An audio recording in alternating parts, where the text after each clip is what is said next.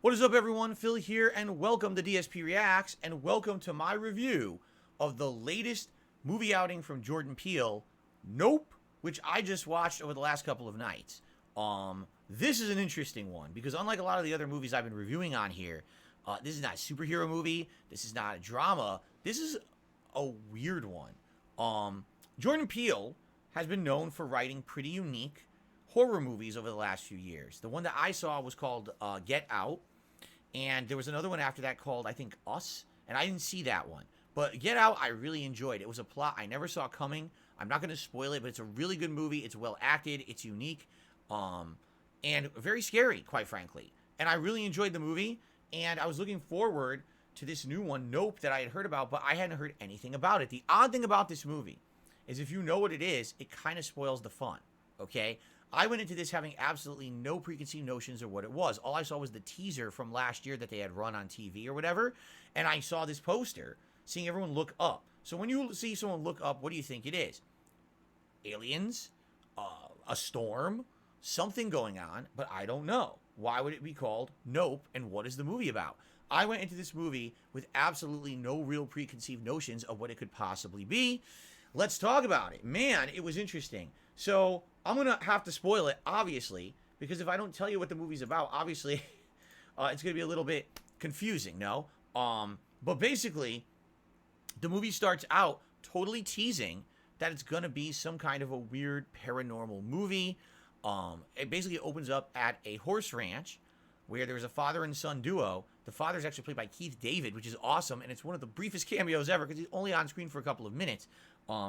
He gets mysteriously murdered by an object falling out of the sky. What is it? A quarter that hits him in the head. And all this other metal fell out of the sky too, while he and his son were hearing really weird noises from up there that almost sounded like supersonic flight or maybe screaming or something. It was a really high-pitched noise that they couldn't make out. And then all of a sudden, bonk, Keith David gets hit in the head, he's dead.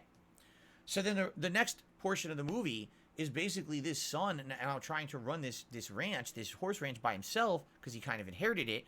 And his sister, who I guess was not staying with them or was out of town, comes to help out now, and she's the charismatic person. She's the person who's like, I can talk, I could basically sell anything, right?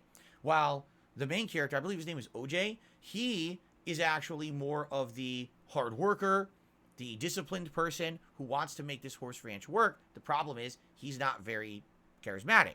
Well, this horse ranch essentially is Hollywood horses, meaning these are horses that you take to Hollywood movie sets and you have film on a set for a production, so he can't really sell the horses. I have no idea why that pop-up just came up because no contribution just came through. That's pretty funny.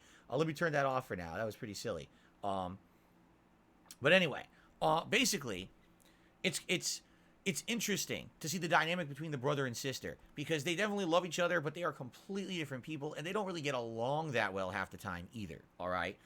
But what ends up happening is, over the course of the movie, they just keep seeing these weird things in the sky, and it almost looks like there's something moving up in the clouds. It's very, very weird. It's scaring the horses, and some of the horses get loose or run away, and they're like, what are the horses running from? Like, what is this? You know, what is going on? This is very, very odd, to say the least, okay? So that being said, the movie continues on, and there's a third character played by, I forget his name, is it Stephen Yeun? I believe he's the actor that was in many different television shows. He's a very good actor, by the way, and he plays a unique character. He is someone who has a traumatic past. He used to be a child actor and saw a horrendous thing happen when a trained chimpanzee lost control and murdered people on the set of the comedy he used to be a part of. And as he grew up, he was rich, and he decided he just wanted to do weird, eccentric things, and he has a ranch out in the desert where he essentially says he wrangles aliens, okay? And he has this show where I guess he has a horse that he puts out once a day, and he thinks that basically by doing this, he can basically get the attention of aliens, and he has people who believe it, and they come and they pay. He actually has a theme park out in the desert and all that.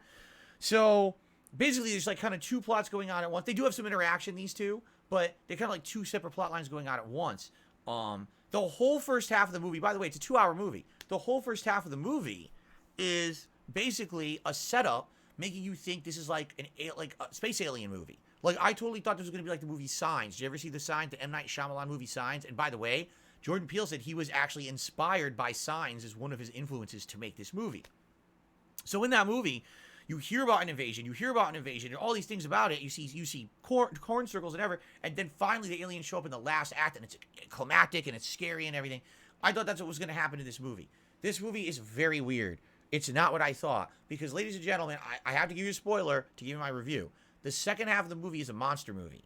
All right, it goes from it's a UFO, it's abducting horses and doing things, to this is a monster in the sky that's unexplained. No one knows what it is. No one has ever scientifically researched it, but it's a crazy monster and it's eating things. And what ends up happening is, I don't want to spoil what it looks like or whatever, but basically, yeah, it kind of gets recognized. It's like people think it's a flying saucer like aliens. It's not. It's some kind of a weird flying creature that can suck things up. It's the weirdest thing, man, I've ever seen. So people, it was funny, because when I was talking about that, I was going to review the movie today. So people in my chat were like, oh, it looks like a big eye. Well, I guess, but not really. It's just so unique and different and weird. And basically, the first half of the movie is this dramatic setup. The second half of the movie is OJ and his sister, and forgive me, I forget what the character's name is, basically trying to work with others. Like, this is actually funny. There's a Fry's technician. Do you know what Fry's is? It's an electronic chain that used to be in the United States, but went out of business during the COVID pandemic. Well, they were filming this movie during COVID, and by the time the movie came out, Fry's was completely out of business. So there's an actor playing a Fry. He actually has a Fry's van. They're filming inside of a Fry's location. They don't exist anymore. So it kind of dates the movie, because this could never happen today, because Fry's went out of business while this movie was being made. It's so weird. So there's a Fry's camera technician who put cameras up on their property to try to track this creature. And then he comes involved because he starts to track the cameras and see the creature, and now he wants to get involved. And then there's another guy who apparently is like an old school conspiracy theorist / cinematographer, and he has a camera that doesn't run on electricity. It runs even with no electricity. It's like a hand cranked camera. Interestingly enough, when this creature gets close enough, essentially it's like almost like an EMP field. All electronics turn off. Okay, so the second half of the movie goes from this supernatural, oh, the aliens are coming, to now it's a monster movie. How do we catch the monster, or how do we get film? How do we get film of the monster to prove that it exists, and we can show it to authorities or show it to the press, so they will believe that this thing exists, and basically, you know, it'll get taken care of or whatever. So it's really an interesting premise. It really is. It was like two separate movies for me almost. Now, the acting is very good. I actually like every character in the movie. I think they're all well acted. There are a lot of weird plot things. Like, for example, why are they not, if they have evidence that this thing is sucking up horses, this thing is sucking up people, why are they not going to the authorities and having the authorities look into it? I mean, yeah, the authorities at first might think they're crazy, but like, hey, just come out to the ranch for a day or two, you'll see it. I mean, everyone's seeing it who's out there. So why not have the authorities come out and investigate it? It's really weird. Maybe they just don't trust them or something, but I don't know if it's ever really explained. Maybe it is, and you guys will correct me in the comments of this video. But that really got me. I was like, why are the authorities not involved? Okay? And it is a horror movie because, man, it's creepy. There's a scene where this thing does eat people, and it is gruesome. It is disgusting. There's blood and gore, and I was like, oh my God, like that actually is like really terrifying. And actually at that point, I was like, wow, this is a unique movie. It's horror. It's paranormal sci-fi. It's a monster movie. It's like three kinds of movies slam jammed into one. I don't want to spoil how it ends, but basically it has a really cool ending. I like the ending, actually, even though it really didn't make a lot of logical sense. I mean, what makes sense about a creature living in the sky eating things, right?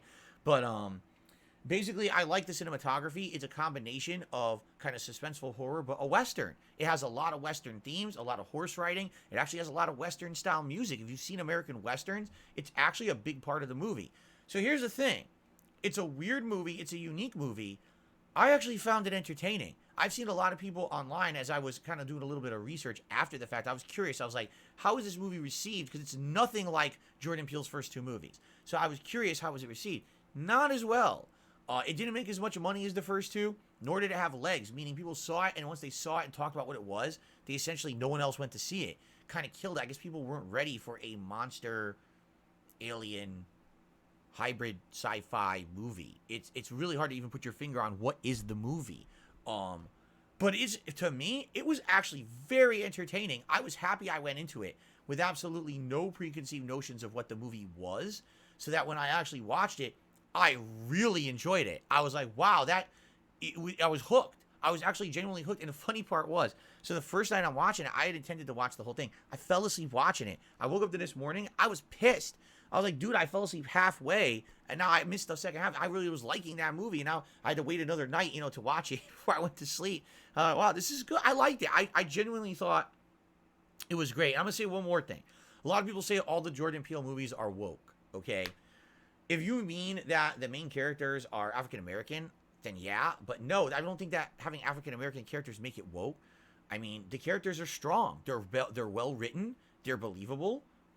The only thing that I don't get is that they didn't go to the authorities and they're trying to do everything by themselves. I don't know why they just didn't trust that perhaps getting professional help would not solve this problem. But outside of that, it's a wild movie. It's fun. It's entertaining. It's unexpected. It has twists and turns you don't think will happen. And the ending is wild, to say the least. So I really liked it. I hope that if you like a weirdo movie, you just want to see a weirdo movie that's going to stand out and you'll probably remember for a long time, I recommend Nope. But it is not like Jordan Peele's first two movies. Therefore, you may not, if you like that vein of movie and you're looking for it again, this is not, third time's a charm. This is definitely something completely a different departure from what he did previously. Maybe that's why people didn't receive it as well. But you know what? 2 thumbs up from me. I actually really enjoyed it, and I'm looking forward to whatever he does next. I hope he does something else super unique, because this is a really good movie, really fun in my opinion. Okay? Thank you very much for watching my review of Nope. I hope you enjoyed it, and I'll see you soon for more reviews here on DSP Reacts. Peace out, and I'll see you guys later.